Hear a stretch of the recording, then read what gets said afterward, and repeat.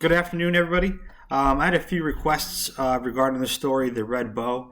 A lot of you actually have said that it was a little bit confusing and that you weren't really too sure of the themes and ideas that are present in it, and therefore we're having a little bit of a trouble time starting the narrative prompt, which is writing the story from a character's point of view, which we'll talk about at the end. So I'm going to try to keep this to 5 minutes just so I can keep your attention.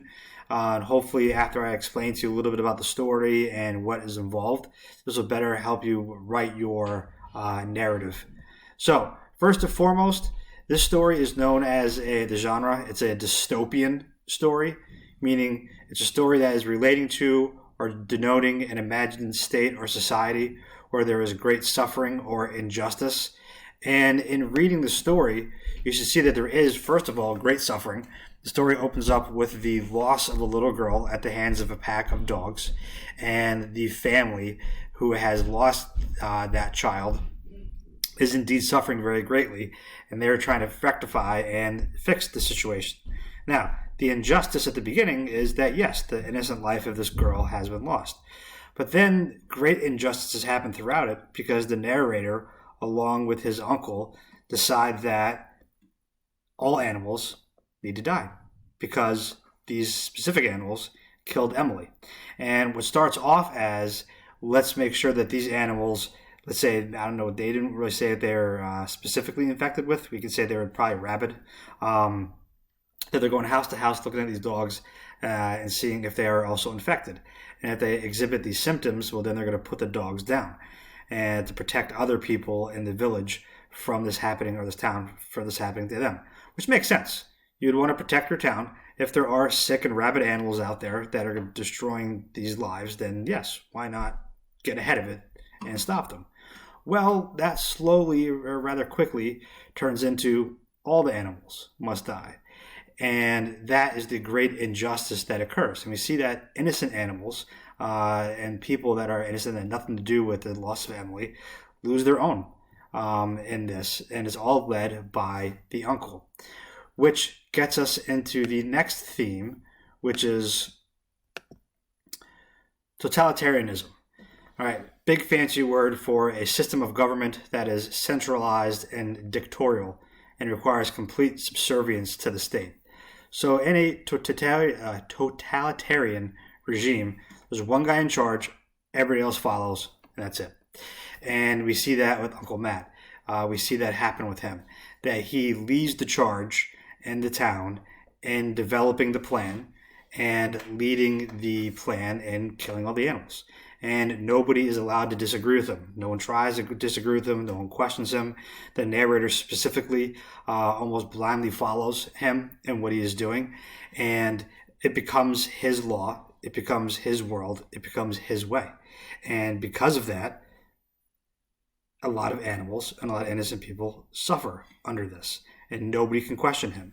And when you have a regime that is totalitarian, a lot of the times they'll use something called propaganda to help get their message across. And propaganda is information, especially of a biased or misleading nature, used to promote or publicize a particular political cause or point of view. And we see that the uncle uses propaganda throughout this story. First, it starts off very simple when they're talking to the one priest, and he takes out of his pocket the red bow.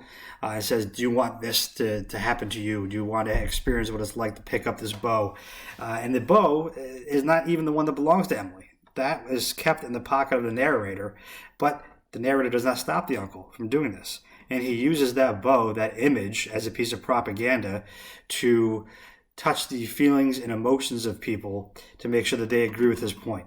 He then further goes to create posters, physical pieces of propaganda that have the pictures of the young girl on there with teeth to symbolize what had happened to her being ripped apart by animals.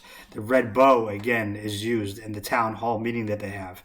And this use of propaganda is used by these regimes to touch at the emotional center of people in order to get them to fall in line with their point of view.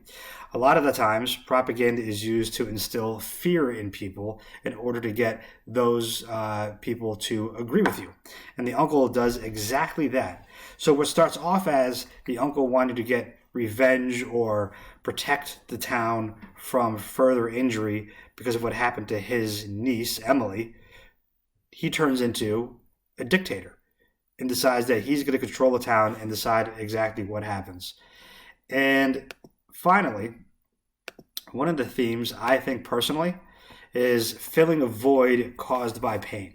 The narrator, the father of Emily, he wants empathy and sympathy from the town. He wants people to feel bad for him and his family for what happened to them. He is allowing his uncle to dictate the fallout, to dictate exactly how they're going to be handling this. The uncle is extremely guilty. He expresses throughout the story that he feels great guilt, that he wishes he wasn't, checking his email the one night, and that he could have been out there and he could have stopped this from happening. He was actually out getting a video the one night, the night that this happened as well. So he has extreme guilt. And this pain, this emptiness that he feels inside of him, he's trying to fill with getting revenge. And the way he's doing this is that he wants everybody in this town to suffer just like he has suffered, just like his family has suffered. And he wants to pass that feeling on to everybody. And the mother is very numb and destroyed by the loss of Emily. It even says she wants everything to die. So that's the story. I'm going to keep it very simple, as that. I could really go way more in depth if I wanted to. Very interesting story. There's a lot to tie into modern society, history of when these kind of things have happened in regards to propaganda and totalitarianism. So if you have any more questions, email me. Again, the reason I'm making this video is because you guys reached out to me and I'm responding to that. So again, if you don't understand something, you probably are not the only one. Reach out, ask, I'll post a video, and we'll all move on. All right, good luck with your stories. I am excited to see what creativity you come up with, and good luck with the assignment. Thank you.